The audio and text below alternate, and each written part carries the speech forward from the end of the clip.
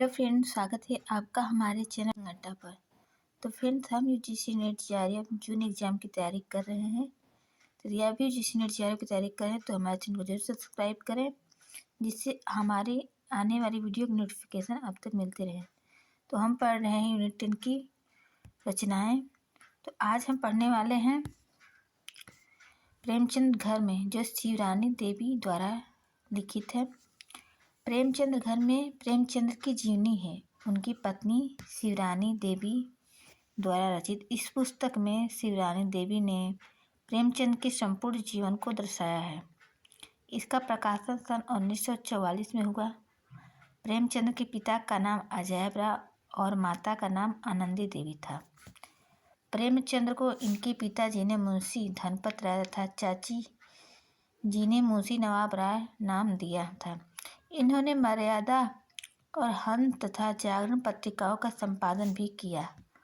प्रायः इनका पहला उपन्यास प्रेमा को माना जाता है, किंतु इस पुस्तक के अनुसार इनका पहला उपन्यास कृष्णा को माना गया है, जो सन 1905 में प्रयाग से छपा, जबकि प्रेमा को दूसरा माना गया है। इनके दो बेटे श्रीपत राय धुन्नू तथा अमृत राय बन्नू थे। प्रेमचंद 1935 ईस्वी में प्रगतिशील लेखक संघ के सभापति बने। ये महात्मा गांधी के विचारों से प्रभावित थे। सेवा इनका मूल धर्म था। शिवरानी देवी ने प्रेमचंद के संपूर्ण जीवन को इस पुस्तक में 88 भागों में दिखाया है। पुस्तक की श्रद्धांजलि बनारसी दास चतुर्वेदी तथा आमुख शिवरानी देवी ने लिखा है। चलिए जब इसका सारांश देखते हैं। प्रेमचंद हिंदी कथा साहित्य के सर्वाधिक प्रसिद्ध रचनाकार हैं, जिनकी गहराई उनकी रचनाओं में मिलती है, उतना ही जीवन में भी। प्रेमचंद का जन्म बनारस जिले के लमही गांव में 31 जुलाई 1880 ईस्वी में हुआ था। प्रेमचंद अपने पिता अजैब राय के एकमात्र पुत्र थे। इनकी 3 बहनें थीं, जिनमें 2 की मृत्यु हो गई थी। प्रेमचंद अपनी बहन से 8 वर्ष छोटे थे। प्रेमचंद जब 8 वर्ष के थे तब उनकी माता का निधन हो गया। पिता की बदली होते रहने के कारण इन्हें बार बार स्थान बदलते रहना पड़ता था। पिता ने दूसरी शादी की और घर में भी माता आई, जिन्हें वो चाची कहते थे। चाची का व्यवहार इनके प्रति अच्छा नहीं रहता था, फिर भी ये चाची का सम्मान करते थे। इनकी पहली शादी जिस स्त्री से हुई थी, वह उम्र में इनसे बहुत बड़ी और बदसूरत थी। रोज की लड़ाई झगड़े से उबकर प्रेमचंद ने उसको उसके घर पहुंचा दिया और शिवरानी देवी से दूसरी शादी कर ली। इस जीवनी में प्रेमचंद के बचपन से लेकर जीवन के अंतिम दिन तक का वर्णन है। वह विनोद प्रिय व्यक्ति थे। उन्हें पतंग उड़ाने का बहुत शौक था। प्रेमचंद की दिनचर्या का वर्णन करते हुए शिवरानी जी लिखती हैं, रोज सुबह 4 बजे जगकर वे घूमने जाते थे। आकर हुक्का पीते और नाश्ते में जो कुछ मिलता खाकर लिखने बैठ जाते थे। वो हमेशा दूसरों की भलाई का सोचते थे। वो स्वभाव से ही संवेदनशील तथा भावुक प्रवृत्ति के थे। उन्हें परिवार से बहुत लगाव था। वो हर व्यक्ति की ज़रूरतों का ध्यान रखते थे, चाहे वह घर का नौकर ही क्यों न हो। प्रेमचंद ने अपने जीवन में विभिन्न पदों पर कार्य किया, जैसे मास्टर, हेडमास्टर, फिल्म लेखक, संपादन आदि। वह अपने घर गृहस्थी के अनेक कष्टों से जूझते हुए अपना लेखन कार्य करते रहते थे। वह साहित्य रचना को इतना आवश्यक समझते कि जीवन के एक दिन को भी बेकार नहीं करना चाहते थे। प्रेमचंद महात्मा गांधी के विचारों से विशेष प्रभावित थे। गांधी जी से प्रेरित होकर प्रेमचंद ने अपनी नौकरी छोड़ दी। वे हिंदुस्तानी और राष्ट्रभाषा हिंदी में विश्वास रखते थे।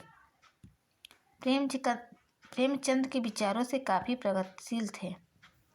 उन्होंने अपनी पुत्री कमला के विवाह में कन्यादान नहीं किया, क्योंकि उनका विचार था कि बेजान चीज़ दान में दी जा सकती है, जानदार चीज़ों में तो गौ ही दी जा सकती है, फिर लड़की का दान कैसा, यह मुझे पसंद नहीं।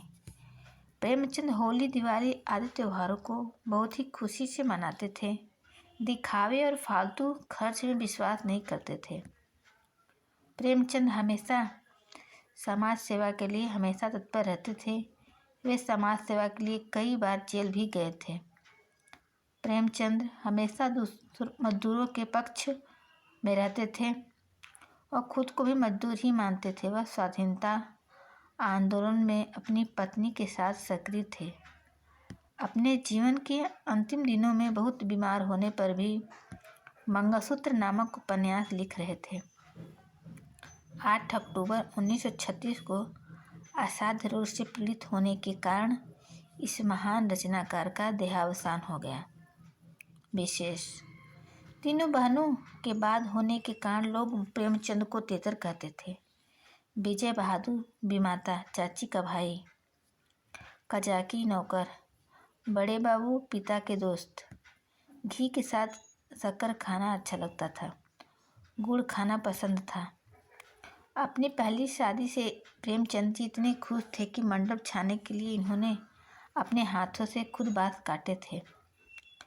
पहला विवाह बाती जिले के मेहंदावल तहसील में रामपुर गांव में हुआ। पहली पत्नी उम्र में बड़ी और दिखने में बदसूरत थी। इलाहाबाद जाने पर 10 रुपये मिलते थे, जिसमें 7 रुपये घर भेज थे और 5 रुपये का ट्यूशन पढ़ाकर कुल 8 रुपये में अपना गुजर बसर करते थे। शिवरानी देवी की पहली शादी 11 वर्ष की उम्र में हुई और 3-4 महीने में ही विधवा हो गई थी।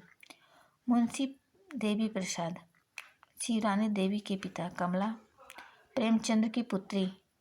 प्रेमा उपन्यास का नाम बाद में विभव हो गया। शिवरानी देवी की पहली कहानी साहस चांद नामक पत्रिका में छपी थी, जो प्रेमचंद को पत्र देखकर मालूम हुआ था।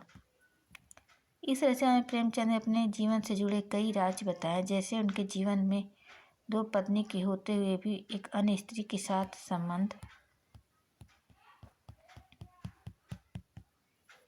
उनकी इस जीवनी में स्थान पर रचना संदर्भ मिलता है, जैसे कजाकी, गुल्ली डंडा, रामलीला आदि कहानियों का।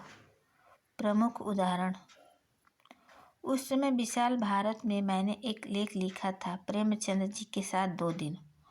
उसका अंतिम वाक्य था, प्रेमचंद के सत्संग में एक अजीब आकर्षण। उनका घर एक निष्कपट आडंबर शून्य सदगृहस्थ का घर है और यद्यपि प्रेमचंद जी काफ़ी प्रगतिशील हैं, समय के साथ बराबर चल रहे हैं, फिर भी उनकी सरलता और तथा विवेकशीलता ने उन्हें गृह जीवन के सौंदर्य को अछूत तथा अविचलित बनाए रखा है।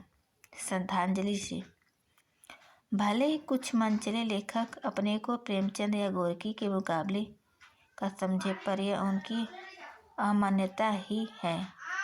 प्रेमचंद अद्वितीय थे और चिरकाल तक अद्वितीय ही रहेंगे। वैसे हिंदी माता एक से एक युग सपूत को जन्म देती रही हैं और भविष्य में भी वह गोद सोनी न होगी, पर प्रेमचंद अपने ढंग के निराले थे और उनसे इस निरालेपन का कोई छीन नहीं सकता, कोई अपनी बराबरी नहीं कर सकता।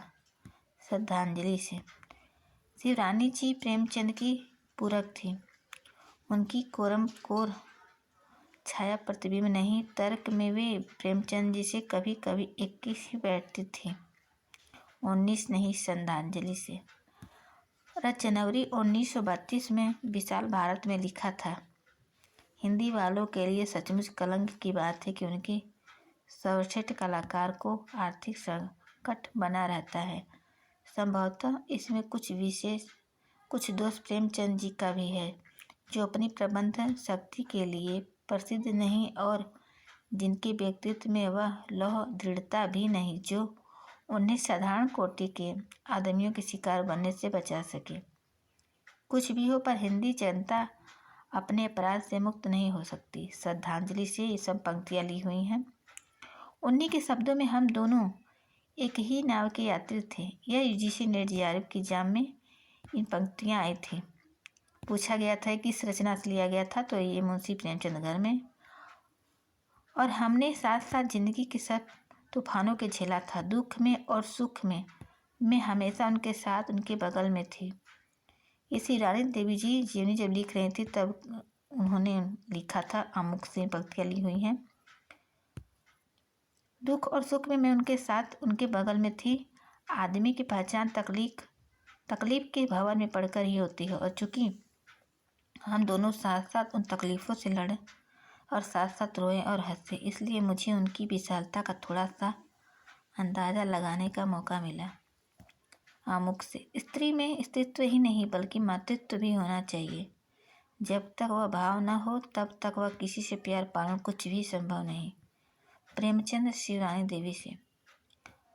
पुस्तक के लिखने में मैंने केवल एक बात का अधिक से अधिक ध्यान रखा है, और वह है ईमानदारी, सच्चाई, घटनाएं जैसे जैसे याद आती गई उन्हें मैं लिखती गई। उन्हें सजाने का मुझे तो अवकाश न था, न साहस। ये आमुख से। तो ये आज का हमारा क्लास ख़त्म होता है। यदि आप भी ऐसी वीडियो देखना चाहते हैं तो हमारे चैनल को जो सब्सक्राइब करते हैं। मिलते हैं अपने नेक्स्ट वीडियो में नेक्स्ट टॉपिक के साथ। तब तक के लिए धन्यवाद।